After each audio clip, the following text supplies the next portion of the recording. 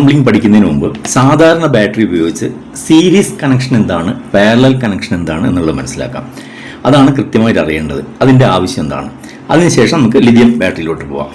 അപ്പോൾ നിങ്ങൾക്ക് പരിചയമുള്ള ഏറ്റവും ചെറിയ ഒരു ബാറ്ററി എന്ന് പറയുന്നത് AA സൈസ്. ഇതിൻ്റെ വോൾട്ട് നിങ്ങൾക്കറിയാം, കൃത്യമായിട്ട് ഇവിടെ രേഖപ്പെടുത്തി കാണും. 1.5 വോൾട്ട്, അതായത് 1.5 വോൾട്ട്.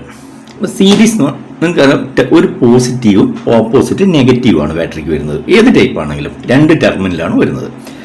അപ്പോൾ ഇതിൻ്റെ പോസിറ്റീവ് ഇതിൻ്റെ നെഗറ്റീവുമായിട്ട് ബന്ധിപ്പിക്കുന്നു. ഇങ്ങനെ കണക്ഷൻ കൊടുത്ത് നിങ്ങൾ മീറ്റർ കൊണ്ട് അളക്കുമ്പോൾ രണ്ടിൻ്റെയും കൂടി വോൾട്ടേജ് വർദ്ധിക്കും. എന്ന് വെച്ചാൽ ഈ 2 ഭാഗങ്ങൾ മെഷർ ചെയ്യുന്ന സമയത്ത് 1.5 + 1.5 3 വോൾട്ട് ആയിരിക്കും വരുന്നത്. വീണ്ടും ഒന്നും കൂടി കൊടുത്തു കഴിഞ്ഞാൽ 4.5 വോൾട്ട് വരും. ഇങ്ങനെ എത്ര എണ്ണം കൊടുക്കുന്നു. അപ്പോൾ 72 വോൾട്ട് വേണമെങ്കിൽ എത്ര എണ്ണം കൊടുക്കാം, അല്ലെങ്കിൽ 48 വോൾട്ട് വേണമെങ്കിൽ എത്ര കൊടുക്കാം എന്നുള്ളതാണ്. ഇതാണ് സീരീസ് കണക്ഷൻ.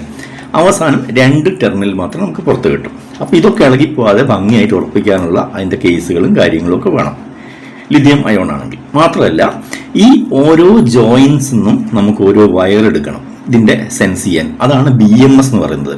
ആ ഭാഗത്തും പറയാം, ഇങ്ങനെയുള്ള ഓരോ സെൽസും തമ്മിലുള്ള ജോയിൻസിനൊക്കെ ഓരോ വയർ. എത്ര ജോയിൻ്റ് ഉണ്ടോ അത്രയാണ് വയേഴ്സ്, ടെസ്റ്റിംഗ് പോയിന്റ്സ് ആണ് അതിൻ്റെ. അതുകൂടെ വിശദീകരിക്കാം. ഇനി ഇത് ഇങ്ങനെ ഈ ടൈപ്പ് ബാറ്ററിയാണ് നോക്കൂ. ഇതൊരു 6 വോൾട്ടിൻ്റെ 4.5 ആംപിയർ അവർ വരുന്നൊരു ബാറ്ററിയാണത്. അപ്പോൾ AH വർദ്ധിക്കുക എന്ന് പറഞ്ഞു കഴിഞ്ഞാൽ ആംപിയർ അവർ വർദ്ധിച്ചാൽ ഇതിൻ്റെ കപ്പാസിറ്റി, ഉപയോഗിക്കാൻ കഴിയുന്ന സമയം കൂടിക്കൊണ്ടിരിക്കും. സീരീസ് കണക്ഷൻ കൊടുക്കുന്ന സമയത്ത് ആംപിയർ ഒരിക്കലും വർദ്ധിക്കില്ല. ഇങ്ങനത്തെ 10 എണ്ണം കൊടുത്താലും അതിൻ്റെ AH 4.5 തന്നെയായിരിക്കും. പക്ഷെ വോൾട്ടേജ് വർദ്ധിക്കും. 72 വോൾട്ടിൻ്റെ മോട്ടർ ആണെങ്കിൽ നമുക്ക് വോൾട്ടേജ് കൂട്ടിയെടുക്കാം. അപ്പോൾ അങ്ങനെയുള്ള ആവശ്യത്തിനാണ്. ഇനി പാരലൽ കണക്ഷൻ എങ്ങനെയാണെന്ന് നോക്കാം. ഇതും സീരീസ് ആണെങ്കിൽ ഈ പോസിറ്റീവ് ഇവിടെ വെക്കുന്നു, ഈ നെഗറ്റീവ് എടുത്ത് അടുത്തതിൻ്റെ പോസിറ്റീവ് ഇങ്ങോട്ട് വരുന്നു. അങ്ങനെ ആദ്യം കൊടുത്തതുപോലെ തന്നെ സീരീസ് ആയിട്ട് കൊടുത്തു. പാരലൽ എന്ന് പറഞ്ഞാൽ ഒന്നുമില്ല, ഇങ്ങനത്തെ ഒരു 10 ബാറ്ററി നമ്മളിങ്ങനെ പാരലായിട്ട് വെച്ചതിന് ശേഷം ഇതിൻ്റെ എല്ലാ പോസിറ്റീവും തമ്മിൽ ജോയിൻ ചെയ്യുന്നു, നെഗറ്റീവും തമ്മിൽ ജോയിൻ ചെയ്തു. അങ്ങനെ 2 ടെർമിനൽ വരുന്നു. അപ്പോൾ എന്ത് സംഭവിക്കും? ഇങ്ങനത്തെ 10 എണ്ണം ഉപയോഗിച്ച് കഴിഞ്ഞാൽ 4.5 AH എന്നുള്ളത് 4.5 × 10 45 AH ആവും. ഏതാണ്ട് ഒരു കാർ ബാറ്ററീൻ്റെ അത്ര AH വരും. അങ്ങനെ പാരലൽ ചെയ്യുമ്പോൾ ഇതാണ് പാരലൽ ആൻഡ് സീരീസ് എന്ന് പറയുന്നത്. അപ്പോൾ നമുക്ക് വോൾട്ടേജ് വർദ്ധിപ്പിക്കണമെങ്കിൽ സീരീസ് ചെയ്യാം. അതിനുശേഷം ആ സീരീസ് ബണ്ടിലിനെ മുഴുവൻ പാരലും ചെയ്ത് കഴിഞ്ഞാൽ AH വർദ്ധിപ്പിക്കാൻ കഴിയും. ഇങ്ങനെയുള്ളൊരു സമന്വയിപ്പിക്കലാണ് ഈ ലിഥിയം അയോൺ ബാറ്ററിയിൽ വരുന്നത്. അതുകൊണ്ട് കൃത്യമായിട്ട് മനസ്സിലാകാൻ വേണ്ടിയാണ് ഞാൻ ആദ്യമേ ഇതിൻ്റെ സിസ്റ്റം പറഞ്ഞു തന്നത്. മാത്രമല്ല ലിഥിയം അയോണിനെ സംബന്ധിച്ച് ഈ ഓരോ ജോയിന്റിൽ നിന്നും എടുക്കുന്ന ഈ ടെർമിനൽ വയർ BMSലേക്ക് കൊടുക്കുന്ന അത് വളരെ ഇമ്പോർട്ടൻ്റ് ആണ്. ഓരോ പോയിന്റും നമുക്ക് ടെസ്റ്റ് ചെയ്യേണ്ടതായി വരും. അതിൻ്റെ ചാർജിങ് വ്യത്യാസമുണ്ട്. കോൺസ്റ്റന്റ് വോൾട്ട്, കോൺസ്റ്റന്റ് കറണ്ട് എന്ന് പറയും. അപ്പോൾ ഞാൻ ആ ഭാഗം എക്സ്പ്ലെയിൻ ചെയ്യുമ്പോൾ കൃത്യമായിട്ട് പറഞ്ഞുതരാം. ഇപ്പം സീരീസ് കണക്ഷൻ എങ്ങനെയാണെന്നും പാരലൽ കണക്ഷൻ എങ്ങനെയാണെന്നും ഏകദേശം മനസ്സിലായിരിക്കുന്നു. അടുത്ത ലിഥിയം അയോണിലോട്ട് നോക്കാം. ലിഥിയം എന്ന് പറയുന്നത് ശരിക്കും മോട്ടോറോ കൺട്രോളറോ അല്ല, ബാറ്ററിയാണ്. ലൈഫ്പ്രോ 4 എന്ന ബാറ്ററി അല്ലെങ്കിൽ ലിഥിയം അയോൺ ബാറ്ററികളൊക്കെ മാക്സിമം 3.2 വോൾട്ടിലാണ് വരുന്നത്. നമ്മൾ നേരത്തെ കണ്ടത് സാധാ ബാറ്ററി 1.5 വോൾട്ടായിരുന്നു. ഇതൊക്കെ 3.2 വോൾട്ട്.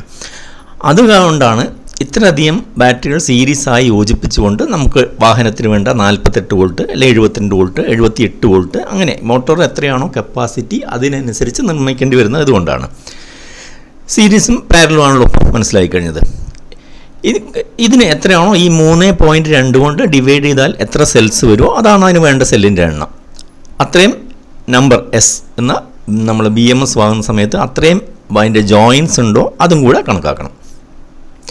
പിന്നെ ഇത് തമ്മിൽ യോജിപ്പിക്കാൻ നിക്കൽ സ്ട്രിപ്പ് റോളായിട്ട് വരും. നിക്കൽ സ്ട്രിപ്പ്, ബസ് ബാർ എന്ന് പറയും കോപ്പറിലാണെങ്കിൽ, സെൽ ഹോൾഡർ, ഈ ഓരോ സെല്ലും ഷെയ്ക്ക് വരാതെ നിർത്താൻ വേണ്ടി. പിന്നെ ഏറ്റവും ഇമ്പോർട്ടൻ്റ് എന്ന് പറഞ്ഞാൽ സ്പോട്ട് വെൽഡിംഗ് ആണ്.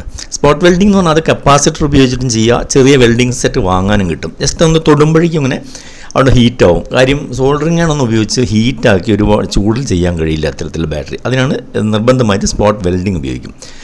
BMS, ബാലൻസ് വയർ, പിന്നെ ഫ്യൂസ്, DC ബ്രേക്കർ, പിന്നെ നമ്പർ, ഈ കണക്ടറിനൊക്കെ നമ്പറുണ്ട്. XT90, charging port, insulation paper, heat sink. അത് ആ ഭാഗത്ത് ഞാൻ ഫോട്ടോ സഹിതം കാണിച്ചു തരാം. സെൽ മാനേജ്മെൻറ്റ് റോ ഇതിൽ വരുന്ന സമയത്ത് 3.2 വോൾട്ടിൻ്റെ സെൽസ് എത്ര എണ്ണം വേണോ അത് 16S = 51.2 വോൾട്ട് വരും. 16 എണ്ണം യൂസ് ചെയ്യണം, 16 സെൽസ് യൂസ് ചെയ്യുകയാണെങ്കിൽ. അതുപോലെ 24 യൂസ് ചെയ്യുന്നതെങ്കിൽ 24 എണ്ണം യൂസ് ചെയ്യുകയാണെങ്കിൽ 76.8 വോൾട്ട്.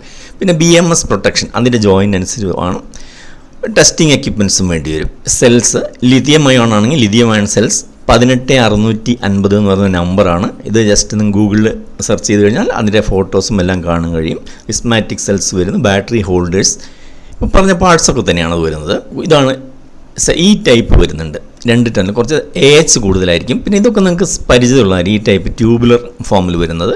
പിന്നെ ഇങ്ങനെയും വരുന്നുണ്ട്, പാക്കറ്റായിട്ട് നമുക്ക് എത്ര വാങ്ങും കിട്ടും.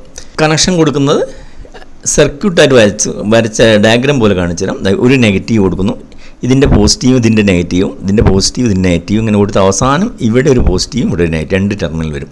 അപ്പോൾ ഈ 1, 2, 3, 4 എണ്ണം ഇൻറ്റു 3.2 വോൾട്ട് ആയിരിക്കും അതിൻ്റെ വരുന്നത്. പാരലൽ കണക്ഷൻ എല്ലാ നെഗറ്റീവ് തമ്മിലും ജോയിൻ ചെയ്യുന്നു, എല്ലാ പോസിറ്റീവ് തമ്മിലും ജോയിൻ ചെയ്യുന്നു ഇങ്ങോട്ട്. ഇത് പാരലൽ, ഇതിൽ AH വർദ്ധിക്കും. ഞാനിപ്പോൾ തൊട്ട് മുമ്പ് പറഞ്ഞതിൻ്റെ ഒരു ഡയഗ്രാം. സെല്ലിൻ്റെ കാര്യത്തിൽ കൊടുക്കുകയാണെങ്കിൽ അതിൻ്റെ പുറത്ത് കാണുന്ന വ്യൂ ഇങ്ങനെ വരും. ഇതാ പാരലൽ കണക്ഷൻ, ഇത് മുഴുവൻ ജോയിൻ ചെയ്ത് പോസിറ്റീവ് എടുത്തിരിക്കുന്നു, ഇത് മുഴുവൻ നെഗറ്റീവ് എടുത്തിരിക്കുന്നു. ഇവിടെ സീരീസ് കണക്ഷനും പാരലും രണ്ടും യൂസ് ചെയ്തിട്ടുണ്ട്. കാരണം ഈ 3 എണ്ണത്തിൻ്റെ വോൾട്ടേജ് വർദ്ധിപ്പിക്കാൻ വേണ്ടി ഈ സീരീസ് കൊടുത്തു, ഇത് തമ്മിൽ പാരലും ചെയ്തു. അപ്പം ആംബിയർ AHും വർദ്ധിക്കുന്നു, അതോടൊപ്പം സീരീസ് ആയിട്ട് വർക്ക് ചെയ്യും. നിക്രോൺ തമ്മിൽ ജോയിൻ ചെയ്യാൻ വേണ്ടി സ്പോട്ട് വെൽഡിങ്ങിന് റിബൺ റോളറായിട്ട് വരികയാണ് പട്ട. ഇത് കോപ്പർ ബാർ, ബസ് ബാർ, നട്ടും ബോൾട്ടും ഇടുന്ന ടൈപ്പാണ് ബാറ്ററി വരുന്നതെങ്കിൽ ഈ ടൈപ്പ് യൂസ് ചെയ്തിട്ട് ചെയ്യും. പിന്നെ ഇതാണ് സ്പോട്ട് വെൽഡിങ് മെഷീൻ. ഇങ്ങനെയെല്ലാം ഇതിനകത്ത് നിക്രോം പ്ലേറ്റ് വെച്ചതിന് ശേഷം അതിനകത്ത് സ്പോട്ട് വെൽഡിങ്ങിന് ഉപയോഗിക്കുന്ന വെൽഡറാണ്. ഓട്ടോമാറ്റിക്കാണിത്. മാനുവൽ ആണെങ്കിൽ അത് വലുത് വെച്ച് ചെയ്യുന്ന പോലെ കൈകൊണ്ട് ചെറിയ ചാർജർ വെച്ചിട്ട് ഇങ്ങനെ ജസ്റ്റ് ഒന്ന് തൊട്ട് കൊടുത്താൽ ഒരു സ്പാർക്ക് വന്ന് ഉടൻ തന്നെ ഇവിടെ ഇതൊക്കെ തമ്മിൽ ജോയിൻ്റ് ആവും. പിന്നെ ഏറ്റവും പ്രധാനപ്പെട്ട ഭാഗം BMS, ബാറ്ററി മാനേജ്മെൻറ്റ് സിസ്റ്റം. ഇങ്ങനെ കണക്ടറോട് കൂടിയാണ് വരും. നമ്മളിതിനകത്ത് ഈ കണക്ടർ യൂസ് ചെയ്ത് കൊടുക്കുക എന്നില്ലാതെ വേറെ ജോലിയൊന്നുമില്ല. ബാക്കിയൊക്കെ ഇത് ഇതിൻ്റെ മൈക്രോ കൺട്രോളും കാര്യങ്ങളും ചെയ്തോളും. ഇത് റെഡിമെയ്ഡ് വാങ്ങുന്നതാണ്. ഇങ്ങനെ എത്ര ജോയിൻസ് വരുന്നുണ്ടോ സെൽസിന്, ആ ഓരോ ജോയിനിലേക്കും കൊടുക്കേണ്ട വയറാണ്. അപ്പോൾ നിങ്ങൾ നിർമ്മിച്ച ബാറ്ററി എത്ര ടെസ്റ്റ് പോയിൻറ്റ്സ് വരുന്നുണ്ട് കണക്കാക്കി അതിന് കൃത്യമായ BMS വേണം. അത് അധികം വരാൻ പാടില്ല, കുറഞ്ഞും പോകാൻ പാടില്ല. അതിൻ്റെ ഒരു ഫ്രണ്ട് വ്യൂ ഇങ്ങനെ വരും, അതിൻ്റെ സെൻസറും കണക്ടറും ഒക്കെ അഴിച്ചു വെച്ച് കഴിഞ്ഞാൽ. പിന്നെ കണക്ടറിൻ്റെ കാര്യം ഞാൻ പറഞ്ഞല്ലോ, ഇതിൻ്റെ ടെർമിനലൊക്കെ നമ്മൾ ലൂസ് കോണ്ടാക്റ്റ് ഒന്നും വരാതിരിക്കാൻ വേണ്ടി ഏറ്റവും നല്ല കോപ്പർ ഉപയോഗിച്ച റെഡിമെയ്ഡ് കണക്ടേഴ്സാണ് വാങ്ങുന്നത്.